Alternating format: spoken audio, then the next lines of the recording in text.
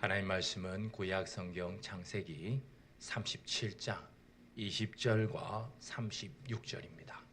구약 성경 57쪽에 그리고 주보 3면에 나와 있습니다.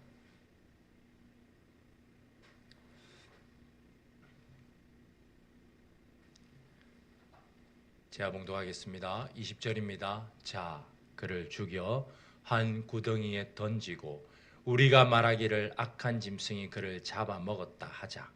그의 꿈이 어떻게 되는지를 우리가 볼 것이니라 하는지라.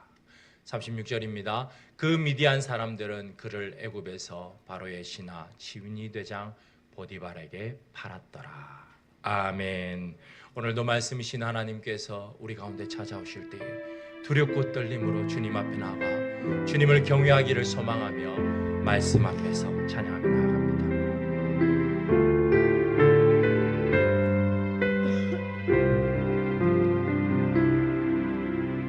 말씀 앞에서 경외함으로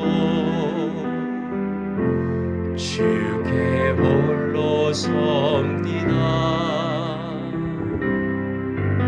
생명의 말씀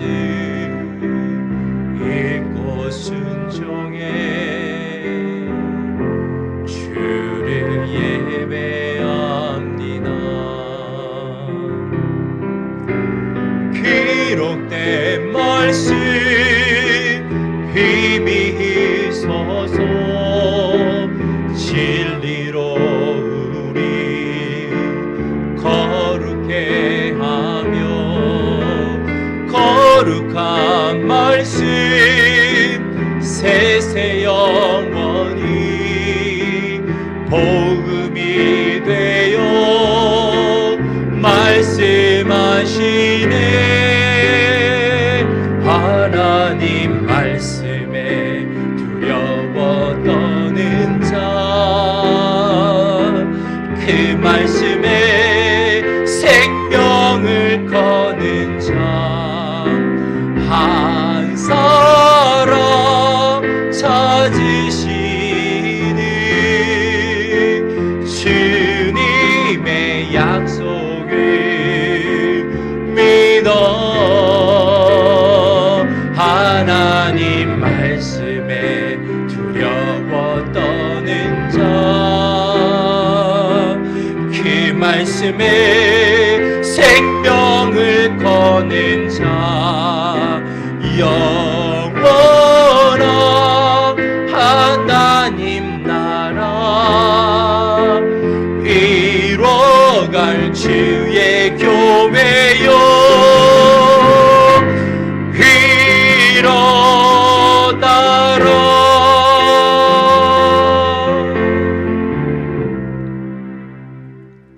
아멘.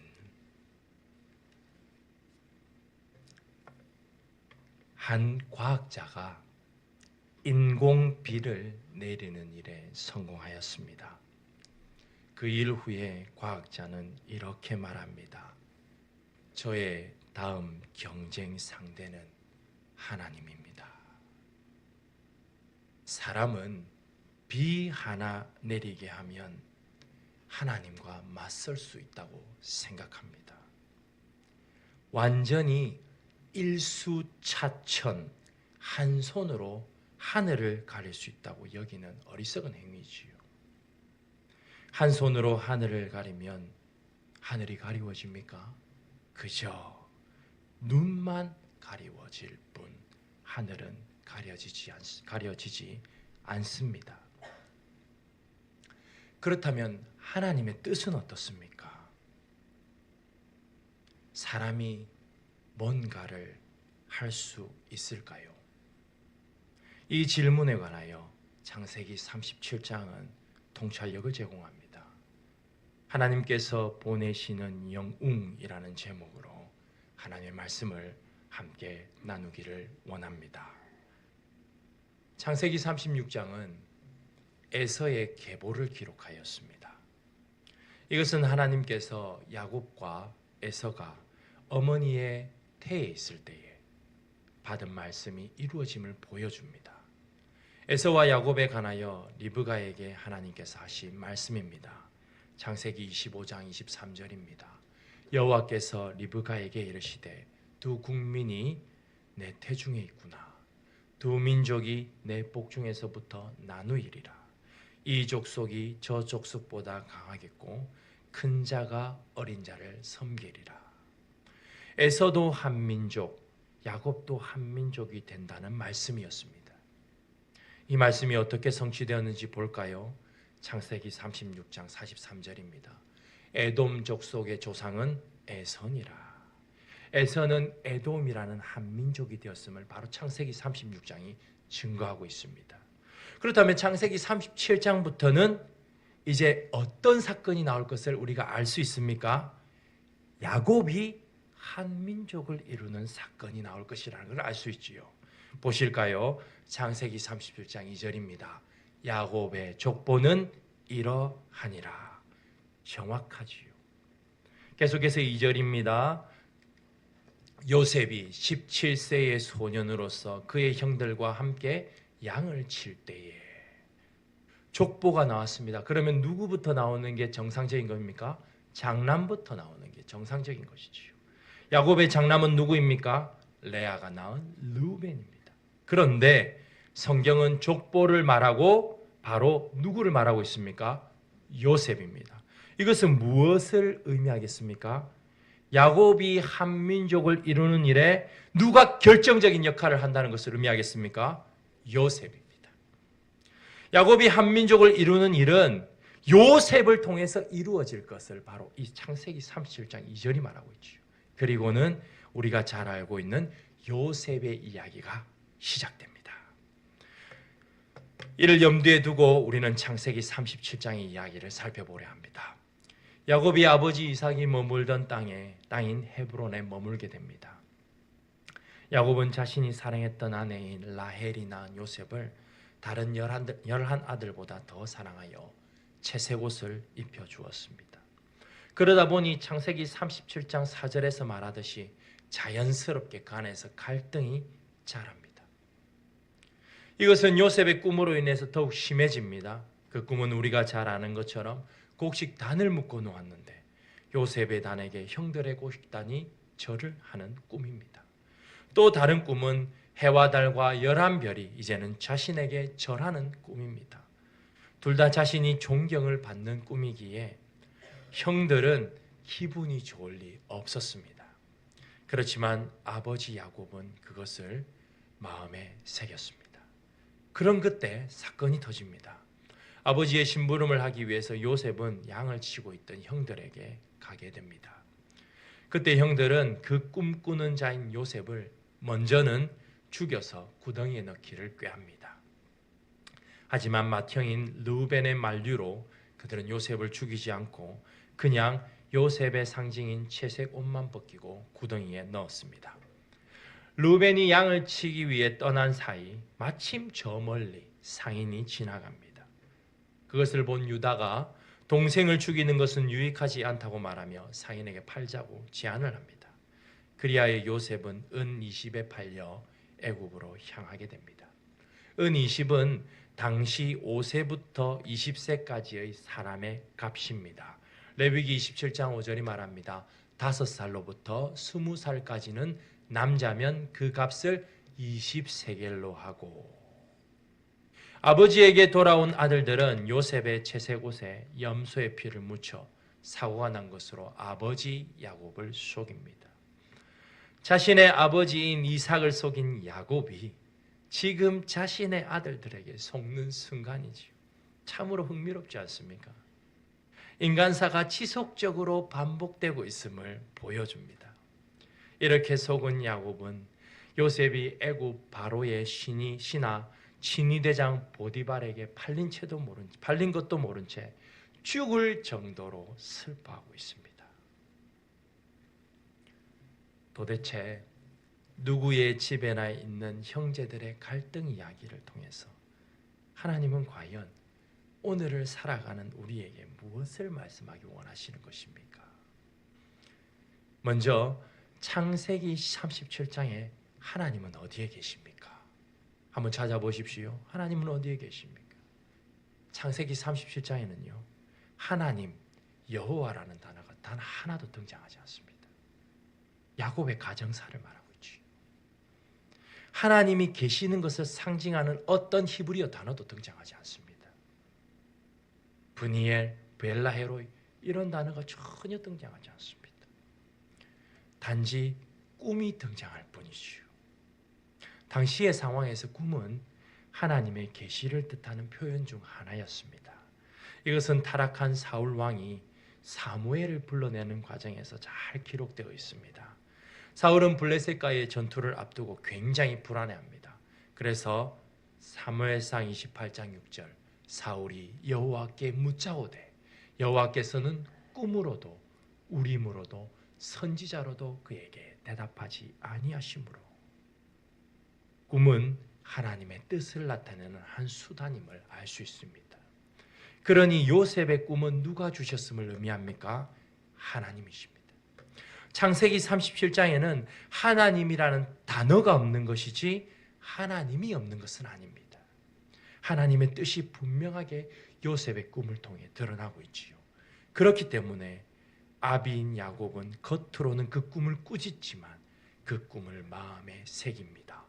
창세기 37장 11절입니다. 그의 형들은 시기하되 그의 아버지는 그 말을 간직해 두었더라. 이 간직한다는 것은 마음에 품고 계속해서 생각한다는 것을 의미합니다.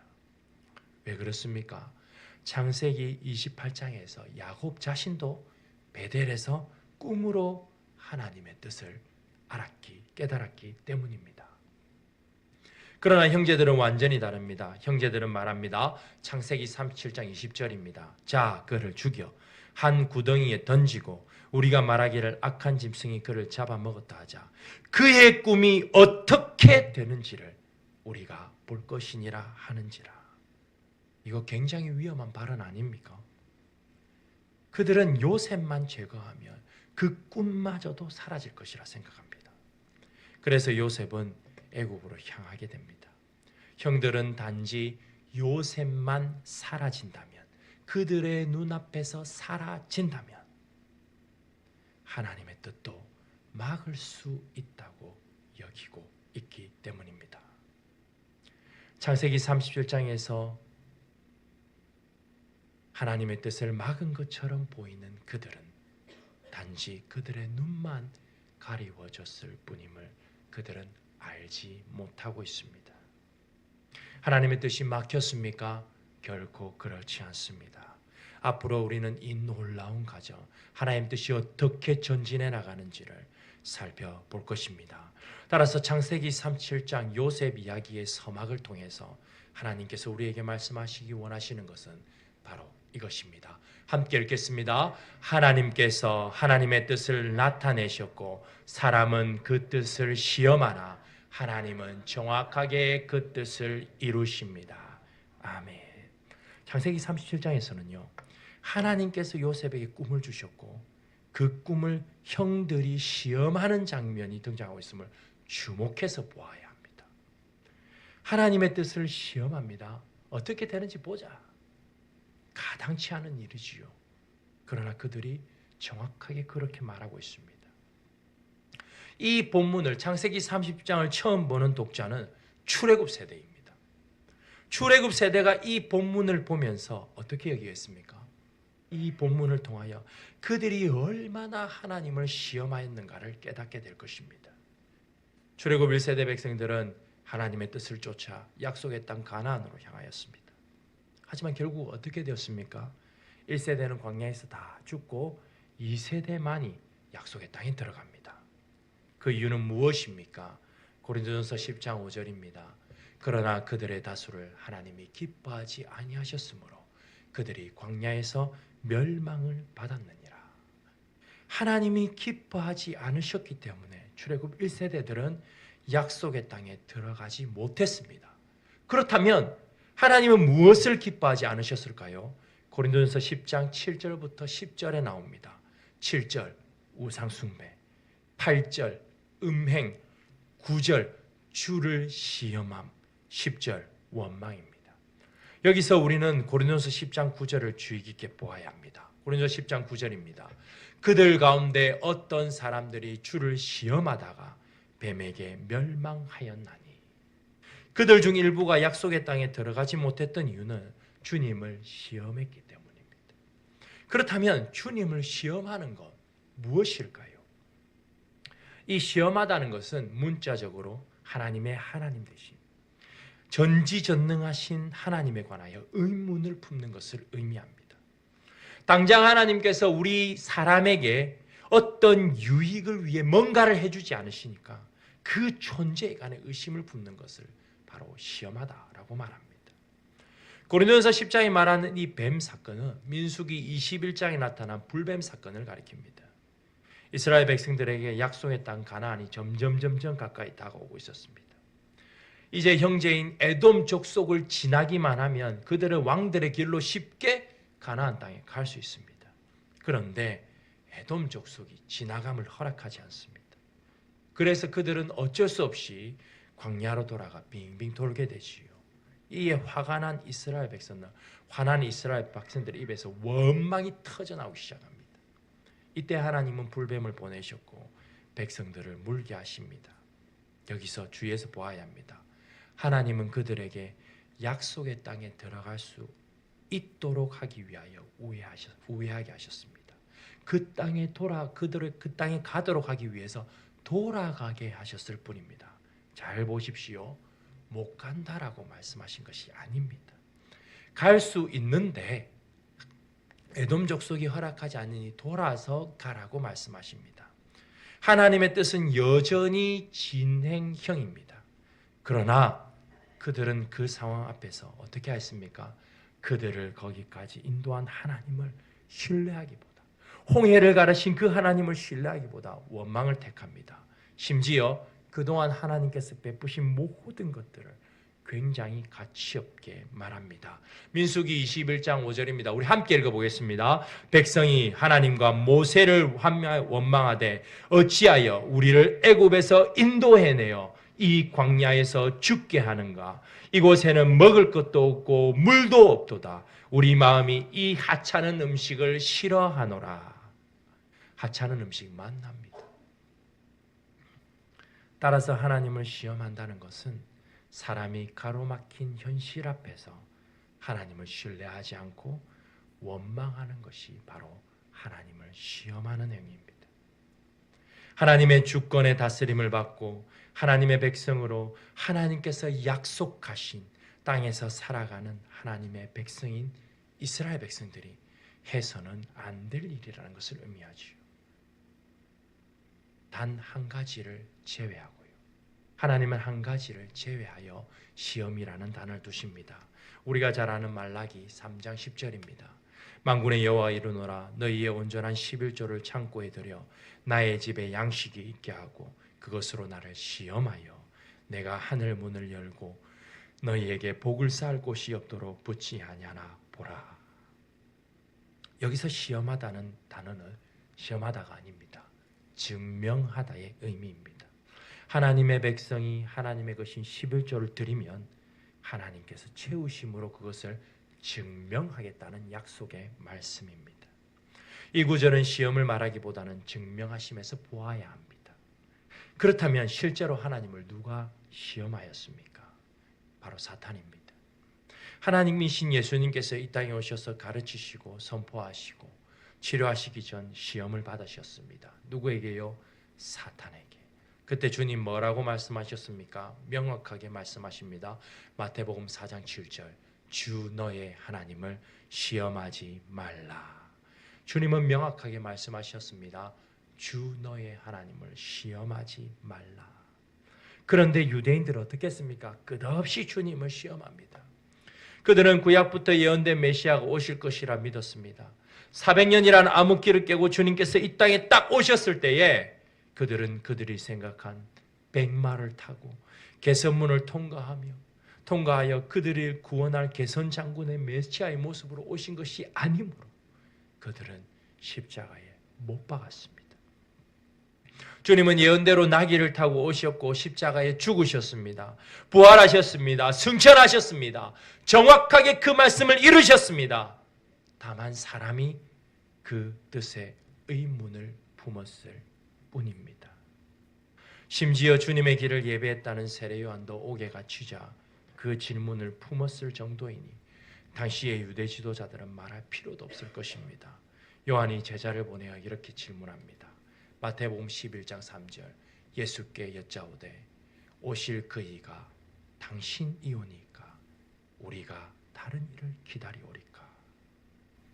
많은 사람들의 질문과 의심, 심지어 비난까지 받았으나 주님은 하나님의 의를 분명하게 이루셨습니다. 주님께서 세례 요한에게 세례를 받으실 때 하신 말씀을 통해서 알 수 있습니다. 마태복음 3장 15절입니다. 예수께서 대답하여 이르시되 이제 허락하라. 우리가 이와 같이 하여 모든 의를 이루는 것이 합당하니라. 하나님의 현현이신 예수님은 말씀대로 이 땅에 오셨고 하나님의 의를 분명히 이루셨습니다. 그런데 사람들은 질문하고 의심하고 심지어 비난까지 행합니다. 오늘 말씀을 통해서 말씀에 우리 자신을 한번 비추어 보기를 원합니다. 이제는 하나님, 전지전능하신 하나님께서 기록된 말씀으로 우리에게 말씀하십니다. 지금도 분명하게 말씀하십니다. 우리는 하나님의 뜻이 기록된 하나님의 말씀을 펼칠 때마다 이제는 하나님의 뜻을 깨닫습니다. 마치 요셉이 꿈을 꾼 것처럼 우리는 하나님의 뜻을 깨닫게 됩니다. 마치 요셉이 꿈을 꾼 것을 말할 때에 아비가 하나님의 뜻을 짐작하는 것과 같습니다. 그래서 이 하나님의 말씀을 펼치는 것은 곧 하나님의 뜻을 펼치는 것을 의미합니다. 그러면 하나님의 뜻이 이 말씀에 기록되어 있는데 우리는 이 말씀을 어떻게 받아들이고 있습니까? 요셉처럼 하나님의 뜻으로 받아들이고 있습니까? 아니면 형들처럼 그 뜻을 시험하고 있습니까? 2024년 12월 3일 계엄령이 선포되었습니다. 경계할 계, 엄할 엄, 엄하게 경계한다라는 뜻입니다. 우리는 죄를 계엄해야 합니다. 그런데 이런 엄한 경계의 뜻 때문에 영어로는 martial law라고 부릅니다. 전쟁법이지요. 전쟁이 일어나면 모든 것을 엄하게 금하여 전쟁에 집중하는 것을 말합니다. 전쟁이 아니었으나 대통령은 계엄령을 선포하였고 전 세계를 놀라게 하였습니다. 이러한 현실에서 쉬운 것은 무엇일까요? 대통령이 왜 그럴까? 이렇게 질문을 던지고 대통령이 자질이 없네 이 말을 하면서 수많은 사람처럼 비난하는 것은 아주 쉬운 일입니다. 요즘은 아시다시피 SNS가 잘 돼 있었어요. 애들도 대통령을 비난합니다. 그런데 아시지요?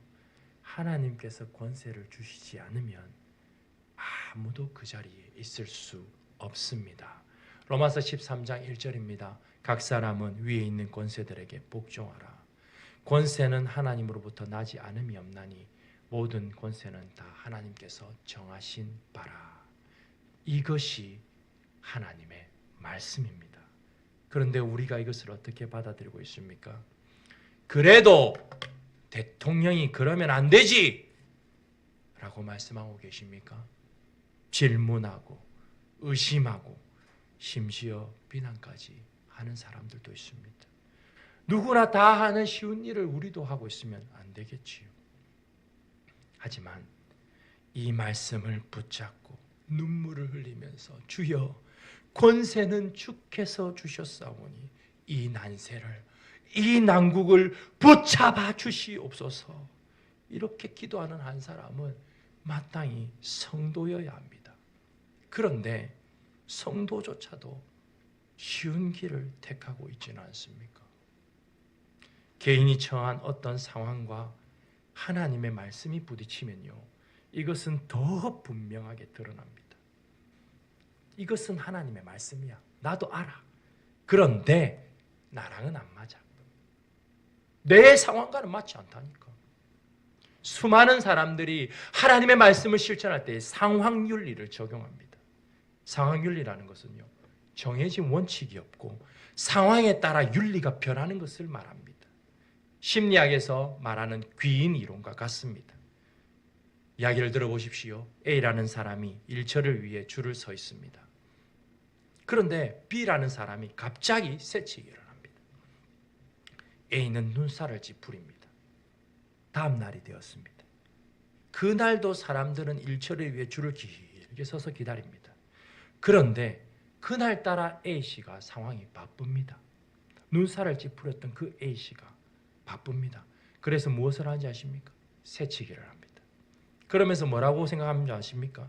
나는 바쁘니까 새치기를 해도 괜찮아. 자신이 윤리적으로 맞지 않는 행동을 하면서도 자신의 상황이 그렇기 때문에 자신을 귀하게 여긴다 해서 이 이론을 귀인 이론이라 부릅니다. 그런데 이것이 단순히 도덕적 부분에서 끝나는 것이 아니라 하나님의 말씀을 지키는 문제와 연결되고 있다면 어떻습니까? 하나님의 말씀이 A다 라고 말하면 우리는 어떻게 합니까?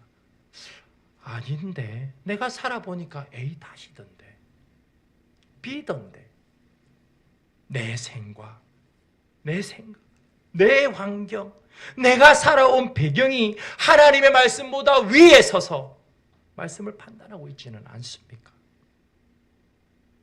우리가 하나님의 말씀이 진정 살아계신 하나님의 말씀이라 여긴다면 그래, 내 생각에, 내 환경에, 내 살아온 배경에 A라고 말씀하시는 거 받아들일 수 없지.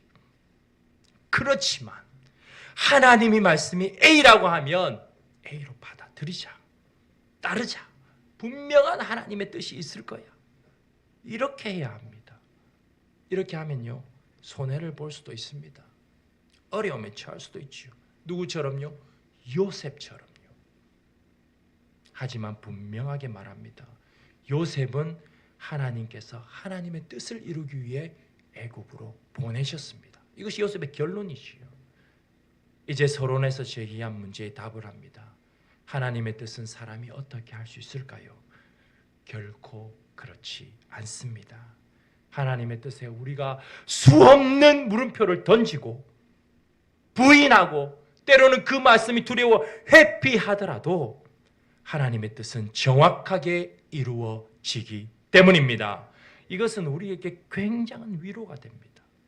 왜냐하면 주님께서 우리에게 재림의 약속을 주셨기 때문입니다.